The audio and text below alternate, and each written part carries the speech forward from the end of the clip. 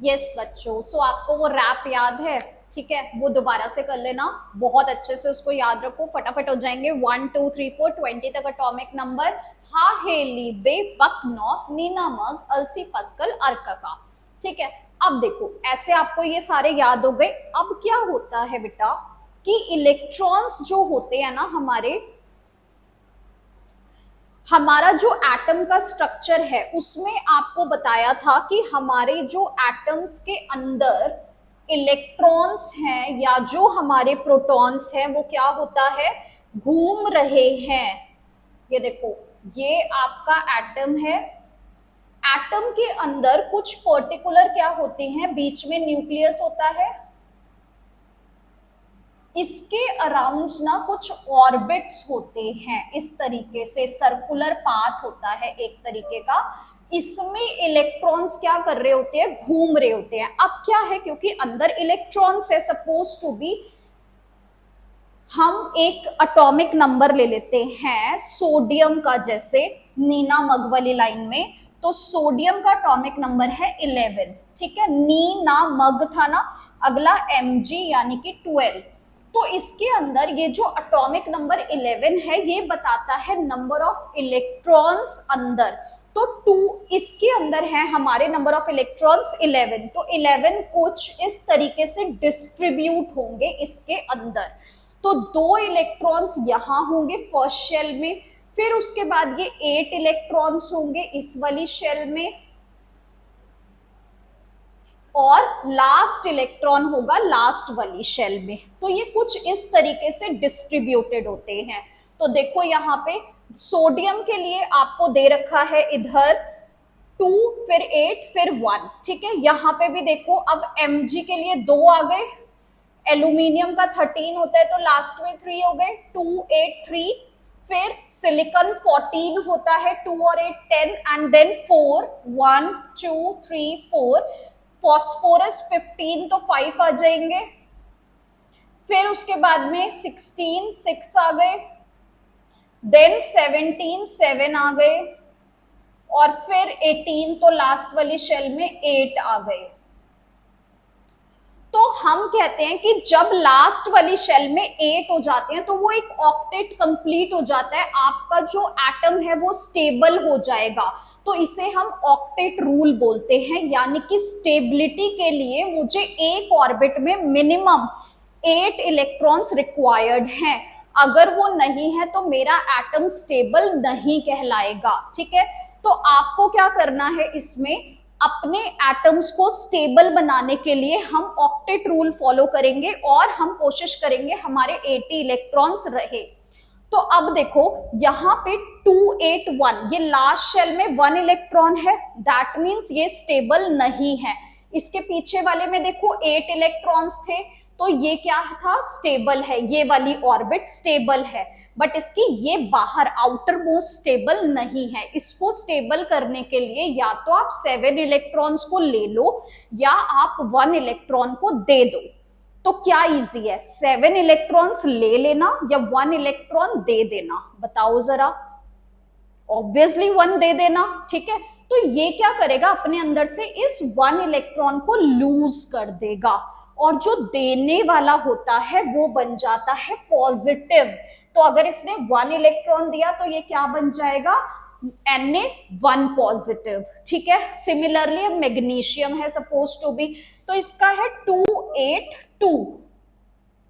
इसके outer most shell में 2 present है। अब इसको टोटल ऑक्टेट को कंप्लीट करने के लिए 8 चाहिए, बट 8 इसके लिए यानी कि 6 लेना पड़ेगा।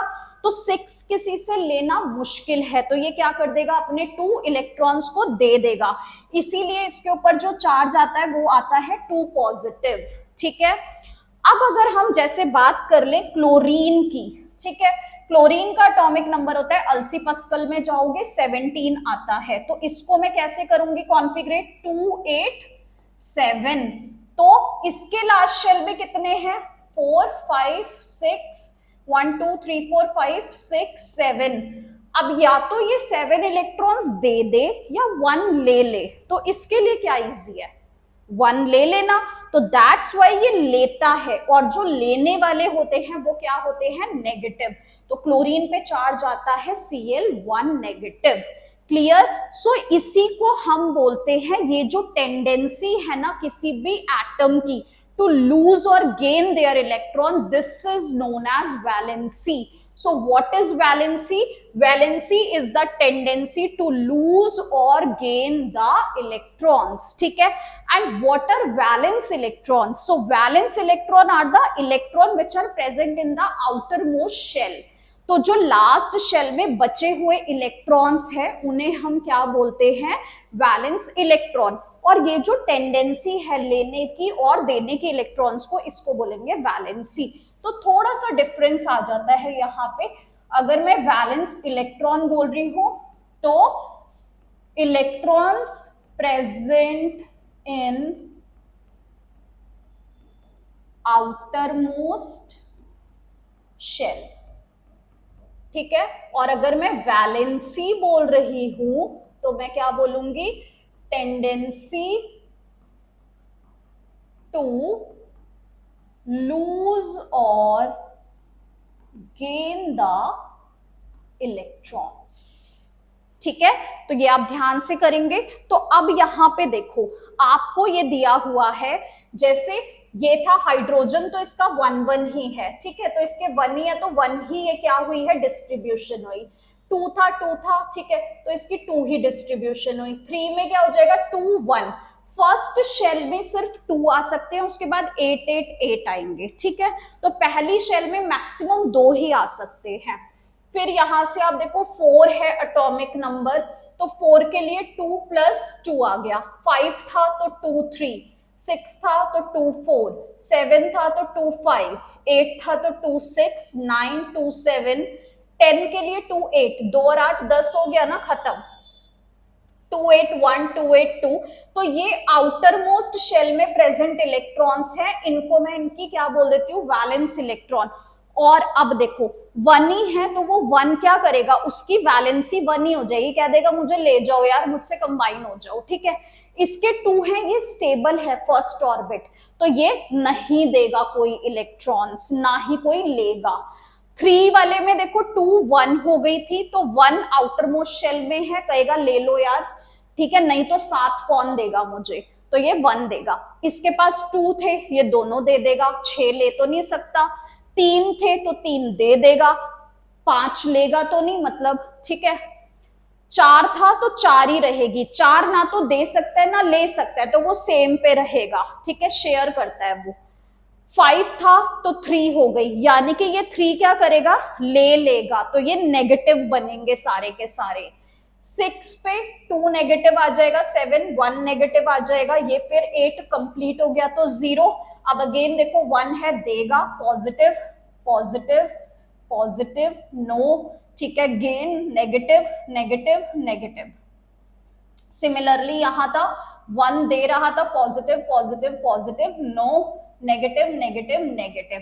तो हमारी जो वैलेंसी है ना वो 1 2 3 में ही लाई करती है, आइदर 1 2 3 पॉजिटिव 1 2 3 नेगेटिव। तो ये आप बहुत ध्यान से कर लोगे, ये हमें चैप्टर 3 में हेल्प करेगा। तो मैंने थोड़ा सा पार्ट यहाँ कराया और उसको हम वहां पे क्या कर लेंगे, ज्वाइन कर लेंगे, ठीक है। सो आई होप आपको ये क्लियर हुआ होगा। Thank you for watching.